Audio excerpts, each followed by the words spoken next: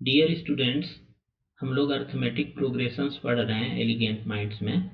Last lecture में हम लोग एक्सरसाइज का सारा प्रॉब्लम सॉल्व कर लिए थे।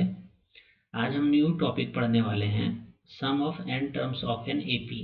ठीक है, ये टॉपिक बहुत ही इम्पोर्टेंट है और यहाँ से जो हम फॉर्मूला ड्राइव करेंगे, ये फॉर्मूला का हम आने वाला जो भी चैप्टर है इसमें एक्सरसाइज है उसमें इसका ज़रूरत पड़ेगा। और सबसे इम्पोर्टेंट एपी का फॉर्मूला यही वाला है। ठीक है, तो इसको समझेंगे हम लोग। इसका फॉर्मूला ड्राइव करने के लिए करने से पहले हम आपको एक प्रॉब्लम दे रहे हैं। इसका आंसर आप बताइएगा क्या होना चाहिए। ठीक है, जैसे हम एक कुछ लिस्ट ऑफ नंबर्स लिख रहे हैं। जैसे हम लिख रहे हैं 1 2 3 4 और ऐसे अप टू 100 तक लिख रहे हैं। ठीक है, ये क्या एपी में है या नहीं है? ये एपी में है, ये तो हम लोग समझ चुके हैं, ये एपी में है। अच्छा,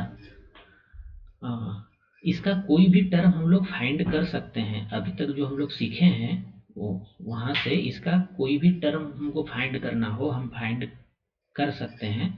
लेकिन अगर आपसे हम पूछें कि आप इसका वैल्यू बताइए, हम फिर से यही टर्म लिख रहे हैं और इसका सम आपसे हम पूछ रहे हैं कि 1 + 2 + 3 + 4 99 + 100। हम बस यही एपी यही रखे हम, लेकिन इस बार हम आपसे nth टर्म नहीं पूछ रहे हैं, इस एपी के सभी टर्म का सम पूछ रहे हैं। तो आप कैसे फाइंड करेंगे इसको? इसका फाइंड करने का आपके पास कोई तरीका है? इसको हमको फाइंड करना है, इसका वैल्यू हमको फाइंड करना है, एस का वैल्यू फाइंड करना है हमको। तो कैसे फाइंड करेंगे इसको? और यही चीज़ हम अभी जो सीखने वाले हैं, जब हम सीख जाएंगे तो इसको हम आसानी से फाइंड कर सकते हैं। ये तो सिंपल एपी है। अगर कोई टफ मतलब जो टर्म्स है वो फ्रैक्शन में रहे या कुछ, जैसे यहाँ पे कॉमन डिफरेंस 1 है, 1 के अलावा भी कॉमन डिफरेंस रहे, तो फिर भी हम, अगर हमारे पास फॉर्मूला रहेगा तो sum of n terms of an AP हम लोग फाइंड कर सकते हैं। वो कैसे करेंगे वो अभी हम देखते हैं। ठीक है, तो हम क्या कर रहे हैं ना, हमको इसका वैल्यू फाइंड करना था। मतलब क्या, हम इसका सम फाइंड करने के लिए क्या कर रहे हैं, बस इसी एपी के सम को रिवर्स ऑर्डर में लिख रहे हैं। देखिए, ये पहले 100 हम लिख दिए, ठीक है, फिर 99 लिख दिए, फिर हम 98 लिख दे रहे हैं। मतलब क्या कर रहे हैं कि हम रिवर्स ऑर्डर में लिख रहे हैं इसके टर्म्स को और उसका सम कर रहे हैं।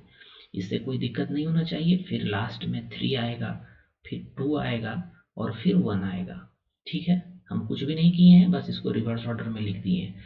अब हम क्या करते हैं, ये इक्वेशन फर्स्ट इसको लेट कर लेते हैं कि ये इक्वेशन मेरा फर्स्ट है और ये इक्वेशन मेरा सेकंड है। ठीक है, अब हम इस दोनों इक्वेशन को अगर ऐड कर दें, हमको s का वैल्यू चाहिए, इस दोनों इक्वेशन को ऐड कर दें तो इधर मेरा क्या आ जाएगा, 2s आ जाएगा। और इधर क्या आ जाएगा, देखिए 1 + 100 101 आ जाएगा, प्लस क्या आएगा 2 + 99 ये भी 101 आ गया। फिर क्या आएगा 3 + 98 101 ये भी आ गया। ठीक है, और इस तरह से और आगे बढ़ेंगे हम लोग। और लास्ट में दो टर्म को अगर हम ऐड करें यहाँ पे तो क्या 99 + 2, इसको आप मिटा लीजिए, नहीं तो ये आपको कंफ्यूजन करेगा। इस 3 को मिटा देते हैं अभी हम। ठीक है, कोई इशू नहीं है।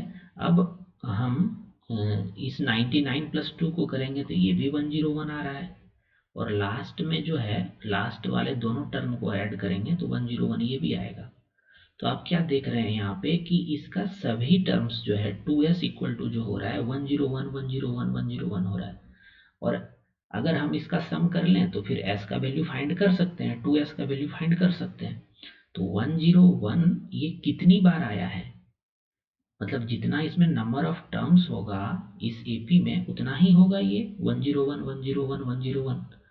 और इस एपी में कितना टर्म है टोटल, 1 से लेकर के 100 तक टोटल कितना टर्म है, 100 टर्म है। तो मतलब क्या है कि ये 2s इक्वल टू 101, तो हर एक टर्म में आ रहा है।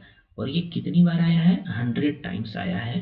तो इंटू 100 हम कर दें, इतना क्यों लिखें हम, अगर इसको इंटू 100 कर देंगे तो s का वैल्यू देखिए हमको मिल जाएगा। s का वैल्यू हम क्या लिख सकते हैं, 101 into 100 upon 2s, sorry 2s नहीं, s का तो वैल्यू हमको फाइंड करना है। ऐसा कर सकते हैं क्या, इसमें तो कोई दिक्कत नहीं है, ये तो आप समझ रहे होंगे। और अगर s का वैल्यू हम फाइंड कर लिए तो sum of n term 100 terms of this AP हम फाइंड कर लिए। अब हम इसी टेक्निक का यूज करके हम क्या करने वाले हैं कि हम इसको एक जनरल एपी के लिए इसको निकालेंगे। हम क्या करेंगे कि इसको जनरल फॉर्म में, जनरलाइज्ड फॉर्म में इसको हम निकालेंगे और वहां से हमको एक फॉर्मूला मिल जाएगा। ठीक है, ये आप समझ गए होंगे कैसे किए हैं ये। अब हम इसको जनरलाइज करते हैं, इसको सभी एपी के लिए क्या होगा फॉर्मूला, जिससे कि हम sum of n terms of an AP find कर सकें। ठीक है, तो हम आपको सबसे शुरू में बताए थे कि किसी भी एपी को डिनोट करने के लिए हम लोग क्या यूज करते हैं, जैसे उसके फर्स्ट टर्म को हम लोग ए से डिनोट करते हैं, सेकेंड टर्म को ए प्लस डी से डिनोट करते हैं, थर्ड टर्म को हम लोग ए प्लस 2d से डिनोट कर सकते हैं, ए प्लस 2d। और इसके एन टर्म्स को डिनोट, nth टर्म अगर हमको डिनोट करना हो तो किससे डिनोट करेंगे, a plus n minus 1 into d, जो हम लोग ये पढ़ते आए हैं। ये फॉर्मूला तो बहुत बार देखे हैं ना, nth term of an AP. तो अगर इसका हमको लास्ट टर्म अगर डिनोट करना हो तो हम a plus n minus 1 into d से डिनोट कर सकते हैं इसको, कोई इशू नहीं है। ठीक है, इसके जस्ट पहले वाला टर्म क्या होगा, इसका जस्ट पहले वाला टर्म क्या होगा, अगर nth टर्म, ये तो nth टर्म है ना मेरा, इसका पहले वाला टर्म क्या हो जाएगा, a plus n minus 2 into d, ऐसा होगा क्या, ये बात आपको समझ में आ रहा है। nth टर्म अगर इसका ये है तो n माइनस 1th टर्म क्या होगा, n माइनस 1th टर्म क्या होगा इसका, n माइनस 2 हो जाएगा। ये समझ रहे हैं ना, ये nth टर्म है किसी भी एपी का, तो n माइनस 1 हुआ था, ये आप जान रहे होंगे, n माइनस 1th टर्म इसका यही होगा, इसका पहले वाला टर्म यही होगा। तो n माइनस 1 माइनस 1 तो माइनस 2 हो गया यहाँ पे। ठीक है, ये आप समझ रहे होंगे। और हमको चाहिए क्या, इसका सम चाहिए, इस बार हमको सम चाहिए, मतलब इस सभी टर्म का हमको सम चाहिए। तो देखते हैं इसको कैसे फाइंड करेंगे हम लोग।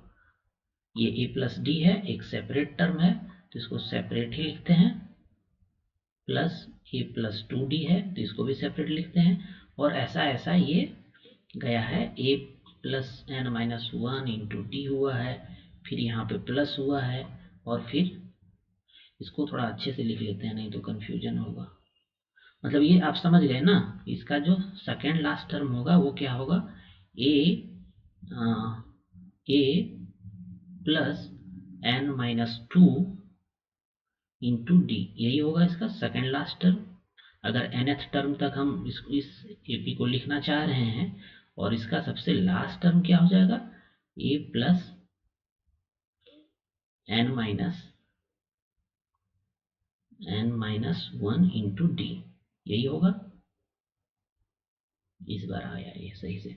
ठीक है, तो हमको इसका वैल्यू चाहिए, तो इसको हम s बोल लेते हैं जैसे हम प्रीवियस प्रॉब्लम में बोले थे। और फिर हम क्या कर रहे हैं, इसको हम रिवर्स ऑर्डर में लिख दे रहे हैं, और कुछ भी नहीं कर रहे हैं, बस इसको हम रिवर्स ऑर्डर में लिखें। प्रीवियस प्रॉब्लम में हम सम ऑफ 100 टर्म्स फाइंड करने के लिए रिवर्स ऑर्डर में लिखे थे, फिर ऐड किए थे। ठीक है, तो हम जो लास्ट में आया है उसको फर्स्ट में लिख देते हैं यहाँ पे, इससे कोई दिक्कत नहीं होना चाहिए आपको। तो लास्ट में इसका a plus n-1 into D है, तो उसको हम यहाँ पे नोट डाउन कर दिए। ठीक है, ये लास्ट टर्म फर्स्ट में लिख दिए और फिर सेकेंड लास्ट को सेकेंड में लिख देते हैं, a plus n-2 into D. ठीक है, और फिर इसी तरह से ये आगे बढ़ेगा और आगे बढ़ते बढ़ते जो a प्लस डी है वो सेकेंड लास्ट में आएगा, क्योंकि हम रिवर्स ऑर्डर में लिख रहे हैं। a plus D second last में आया और फिर यहाँ पे क्या आएगा, ओनली a आएगा। जो फर्स्ट में था उसको हम लास्ट में लिख दिए, जो लास्ट में था उसको हम फर्स्ट में लिख दिए, मतलब रिवर्स ऑर्डर में लिख दिए। अब हम इसको क्या करने वाले हैं, अब इस दोनों को ऐड कर देते हैं हम। तो दोनों को अगर ऐड कर दें तो इधर तो 2s हो जाएगा, इधर 2s हो जाएगा, और इधर देखते हैं क्या आता है। इसका फर्स्ट टर्म a है और इसका फर्स्ट टर्म ये पूरा है, तो a प्लस a मतलब 2a हो गया, ये 2a हो गया। और इसका ब्रैकेट अगर आप खोलेंगे तो क्या मिलेगा आपको, nd मिलेगा, nd माइनस डी, यही मिलेगा आपको। मतलब फर्स्ट टर्म दोनों इक्वेशन का ऐड कर दिए हम। ठीक है, फिर आगे बढ़ते हैं हम, तो यहाँ पर भी ऐड करेंगे हम। तो यहाँ पे सेकंड टर्म क्या है, a प्लस डी है, यहाँ पे सेकंड टर्म क्या है, ये वाला टर्म है, तो इस दोनों को ऐड करिए। a प्लस डी हम फर्स्ट इक्वेशन से ऐड कर रहे हैं, a प्लस डी हम फर्स्ट इक्वेशन से ऐड कर रहे हैं, a प्लस डी।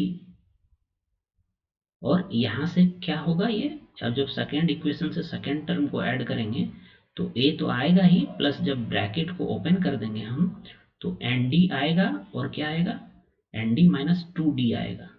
ठीक है, ये 2d आया।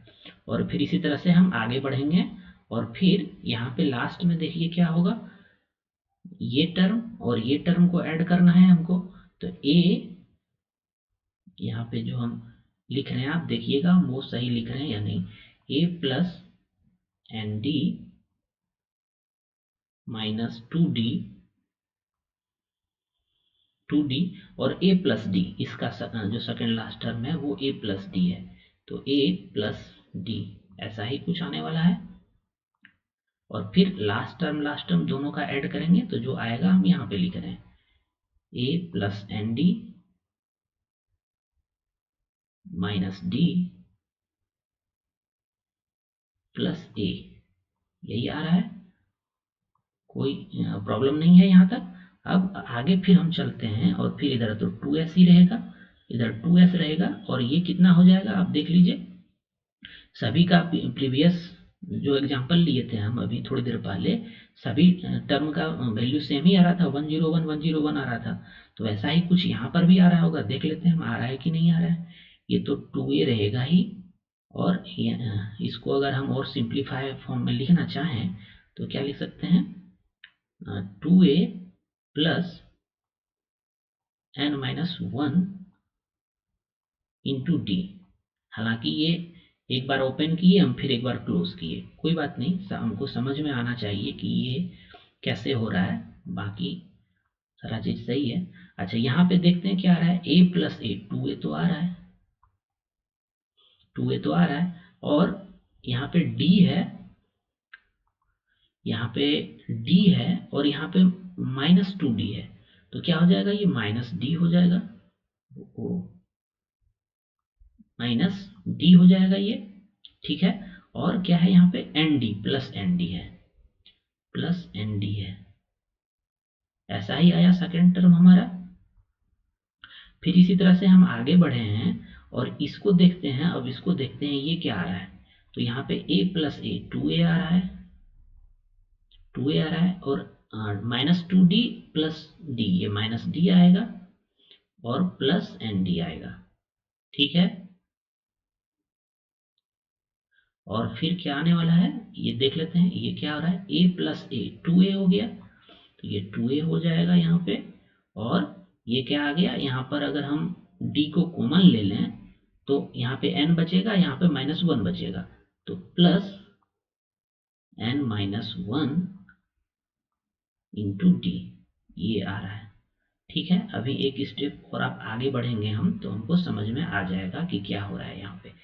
अब यहाँ से देखिए, ये तो 2a+n-1 इंटू डी मिला है ये टर्म, ठीक है। ये भी क्या उतना ही है क्या, 2a तो है, अगर d कॉमन ले लें तो ये भी उतना ही मिल रहा है जितना ये मिल रहा है। इसको हम अगर लिखना चाहें तो 2a तो लिखेंगे ही, और इस दोनों टर्म से हम अगर d को कॉमन ले लें तो देखिए n-1d बचेगा, n-1 इंटू डी बचेगा, ठीक है। उसी तरह इसमें देखिए आप, यहाँ तो 2a रहेगा ही, और फिर से हम अगर यहाँ पे d को कॉमन ले लें तो क्या बचेगा, n-1 इंटू डी बचेगा, ठीक है।